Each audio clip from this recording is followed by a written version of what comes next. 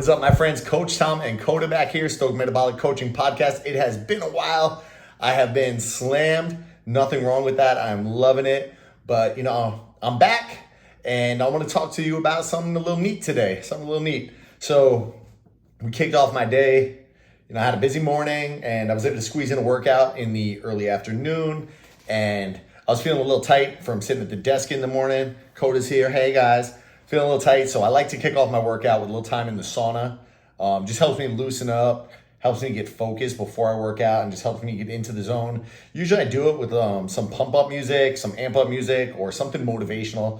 I got some YouTube playlists that are literally just the training montages from every Rocky and Creed movie that's out there, and that usually jacks me up. But today, one of my buddies in the gym, his name's Tom too as well. Guy's got to be in his 60s. Phenomenal shape, always looking like he's fresh out of a tan in bed, like he's got a glow to him, always looks good. He was in the sauna. There were two other guys. One guy I don't really talk too much in the gym, and another young guy I had never seen before. And I walked in on the conversation, and the young guy was, talking about how he was going into his first cut. Now he wants to lose weight and tone up and really just decrease body fat. He's been working to put on muscle for a while, and he just really wants to see everything tighten up and just see the hard work. So I guess I walked in at the right time, because the other dude that I kind of know just through passing, he's more of a power lifter, but he's very focused, always in the zone. Respect guys like that are just always honed in on what they're doing, honed in on their craft. Like anytime he's got a bar, it's loaded up with like 3, 4, 5 plates on each side. And, respect, my dude. And the guy, Tom, I know, he kind of segued me into the conversation. He's like, you want to get lean, this is the guy. This is the go-to guy. He knows everything about getting tuned up, getting lean. And, I put a smile on my face.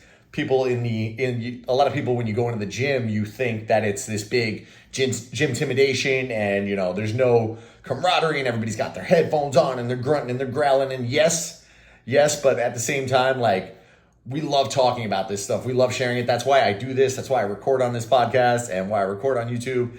And like, you can see it just jazzing me up talking about it. So when he opened up the conversation, I'm like, I got a couple of minutes to spare. Like, I'm going to get involved here. Yeah, of course. Like, I'll give you some tips. And me and the other gentleman, I didn't catch his name, started rapping with the young guy. We're talking about it, and we're dialing things in and just talking about everything. And he kept saying, let me just see if I can lock this to my face. There we go. Instead of Coda jumping in there, he kept talking about, what's the secret sauce? What are you guys doing differently that I'm not doing? And what is the trick? And there is no trick. I mean, everybody's looking for that shortcut. The second I get lean, my muscles instantly become a little more pronounced. So I could drop 5 pounds, 10 pounds, and people are going to start asking me, what are you on? What are you doing? And, I'm just eating a little better. I'm eating a little cleaner. And I'm focused also on NEAT, which is what we're going to talk about today. And I mentioned NEAT to the kid, and he kind of had no idea what I was talking about. And that's okay. Not a lot of people do. But me and the other guy were saying, it's not the hour that you are spending in the gym. It is the other 23 hours. And we both had the same mindset as we talked to this younger gentleman that, when we first started training, we put in 2-3 years of getting stronger before ever seeing any physical changes in the body that were noticeable, that made us, we felt good, we were stronger, we were feeling healthier, but we were nothing to stare at in the mirror, and people weren't turning their heads. And then we started talking about what did we start doing differently. And a big one we talk on here is always going to be nutrition. I'm a nutrition coach at heart, as well as a fitness coach, but we always talk about nutrition, and we talk about what's done outside of the gym. And sleep is a huge one. Sleep's a huge one. And 8 hours of sleep is gonna come in big time here. But we asked the guy, like, if you're eating right, if your nutrition's right, if you're getting your minimum of 7, hopefully 8 hours of sleep every day, what are you spending the rest of your hours doing? What does the rest of your day look like? And he's like, well, I come in the morning, I like to work out before I go sit at a desk for 8 hours. After that, I kind of unwind and play some video games, or I sit and work on the computer at home, and I'm kind of sitting around not doing too much. And that's where NEAT comes in. And what NEAT is non-exercise activity thermogenesis. So there's 4 ways that your body basically burns calories, and a lot of people put the emphasis on exercise. And when you want to lose weight, it's, I'm going to exercise some more. And really, that's about 5% of the equation. Exercise activity thermogenesis is literally, I would say, 5% max of your daily caloric expenditure. Now, your other ways, thermic effect of food, that even takes up more than exercise. So if your diet's higher in protein has a higher thermic effect, and we've talked about that before. That takes up about 10% of your daily caloric burn. So you can control that by eating higher protein and higher quality foods. They have a higher metabolic cost to digest them. Thirdly, you have basal metabolic rate. So that is what your body is burning at rest, burning during the course of the day with doing nothing. Now, there's a lot of factors that go into that nothing. How do you increase your BMR? We've talked about that before.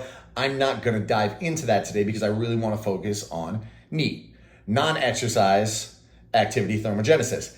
That takes about, I want to say it's probably 20 to 25% of your daily calorie burn. Now BMR, that's the top. It's about 70% there. Then you got another 5% from your exercise. That's 75. Maybe 5 to 10% of the thermic effect from food. So that does leave about 10, 15, 20% of your NEAT. Now, if you're sitting on your butt all day, you're going to have a really low NEAT. And, that happens to a lot of people where we live a sedentary lifestyle now. We sit on our butts all day. We sit in the office. I'm sitting on my butt right now. Some of the last podcasts I had recorded, you saw me standing in the kitchen, and I'm going to dive into that a little bit. And I kind of wish I was doing it right now, but I had the office set up all ready to go. And I think Coda wanted to join the party because he was jumping up on my legs. And, standing is always going to beat sitting. So we have to look for ways we can increase that non-exercise activity thermogenesis. Now, there's countless ways. I park my car at the end of the parking lot and I walk. Drives my wife nuts. Why do you got to park so far? Like, you worried somebody's going to hit your car? No, I'm just, we're here. We might as well walk. We're going to go walk around Target. I know. But, my steps are a little low today, and I aim to get at least 10,000 steps every day. If you're in my Facebook group, which if you're not by now, look in the show notes, get in there. We're doing a 10,000 step challenge every day where I'm challenging everybody this week to hit 10,000 steps. Take the elevator at work take the stairs at work instead of taking the elevator. You're a grown person. Unless you're up 60 flights of steps, there's really no need to take an elevator up one floor. I go visit my wife at work at least once or twice a month, and you want me to hold the elevator for you? Absolutely not. There's a set of stairs there. She's only on the second floor. I'm going to take those stairs. It's small things. I'm going to take Coda for a walk, and I'm getting to the point where I actually, I look forward to the text from Kim. She works about, I want to say 40, 45 minutes away on a good day from the house. I strap Coda in right when she tells me she's leaving, and we go for a 45-minute walk. That is 45 minutes that we aren't sitting on the couch and we aren't sitting in the office like I'm doing now, and we're out walking and we're moving. And he needs that exercise too. I mean, it's not just for me, and getting out there, vitamin D, sunshine, there's a whole other host of health benefits that are out there that we want to take advantage of and increase our NEAT. I try to carry as many groceries as I can versus putting them in the cart. If I've got the opportunity and we're not doing a full load over at Publix, I'm going to take the 2 little baskets and I'm going to carry them because that's going to be a small little increase in my NEAT. And I work. I'm certified through the National Academy of Sports Medicine, so I pulled up some of the numbers that they have backing this up, and I'm going to spout one out right here because I think it's going to blow some of your minds. But a 145-pound person burns approximately 102 calories an hour while performing their office job seated, like I am right now. That's not bad. You're sitting on your butt. You burn 102 calories an hour. That same person, if they perform those duties while standing, will burn 172 calories an hour. Small difference there. 102 versus 174 actually calories per hour. We're looking at 72 extra calories an hour. Oh, that's nothing special, right? Now add that all together. That's 1 hour of your day. 174 calories is not much. it translates to 18,000 calories or a little over 5 pounds over a 50-week work year. So I'm giving you 2 weeks of vacation. It's 5 pounds difference from you standing, you 250 days of work a year of you standing and you sitting. 5 pounds in the vast majority of people is all they really need to see a change in their body. Everybody's got this, 10, 20 pound goal. A 5 pound difference is going to make your pants fit a little better.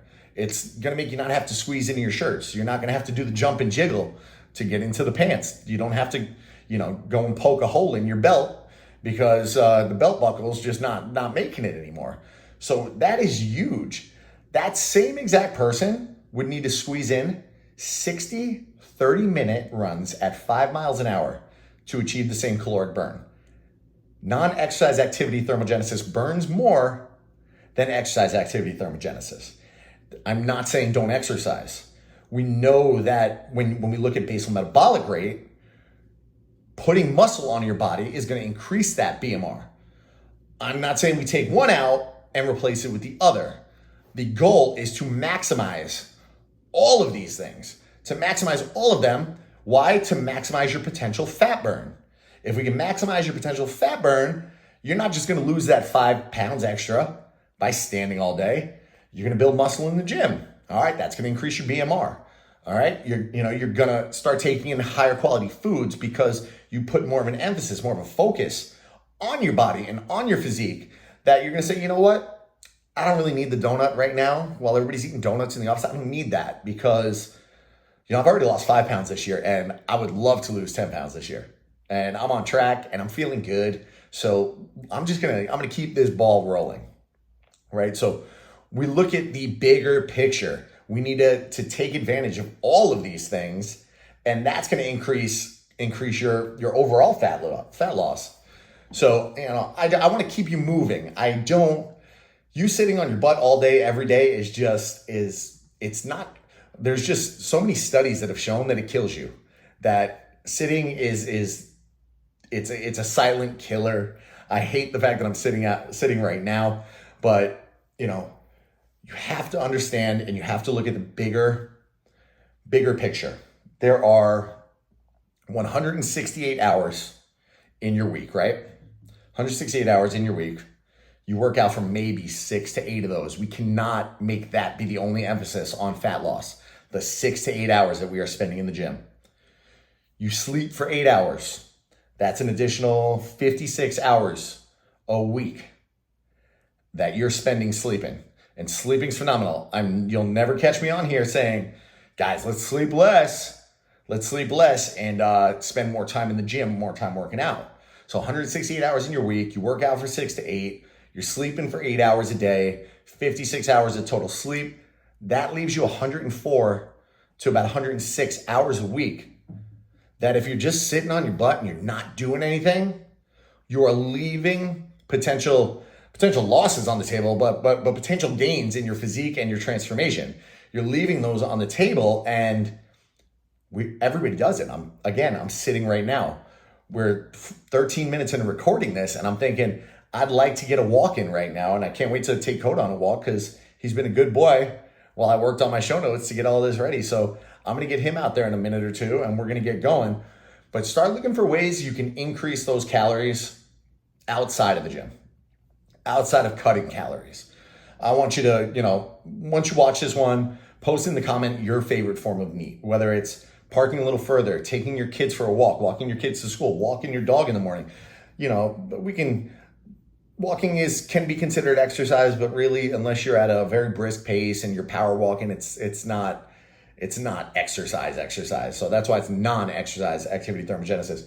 But, think about it, post in the comments what your favorite form of meat is, what you think you can do a little better. Because if there's one that you think you can focus on a little more and I can help you emphasize it a little more and help you get stronger at it. That's what I want to do. I want to take, as much time and help you on these things. That way it makes this journey easier on you. If we can make this journey easier on you, we're going to change more lives. And that's, my end goal here. If you're not subscribed on YouTube, head over to the show on YouTube. I'll post this in my group, post it on YouTube. I might even post it on my main Facebook page, but I like to save the good stuff for my people in the group. This one is actually, I'm recording now. I got the mic out and I figured out my mic woes. So this one will be on iTunes. If you don't subscribe on iTunes or Spotify, make sure to do that. Leave me a 5-star review, please. I'm always gonna keep giving away stuff. So anybody that puts in a 5-star review, like, I'll definitely be throwing you a little bone. I'm gonna start reading those reviews on the show. So hopefully you have something nice to say about me. And as my mama said, if you don't have anything nice to say, don't say anything at all. Shoot me that in the DM and let me know how I can get better and I can help you get better. On that note, we're gonna go get our walk in. Sending much love and we'll see you soon.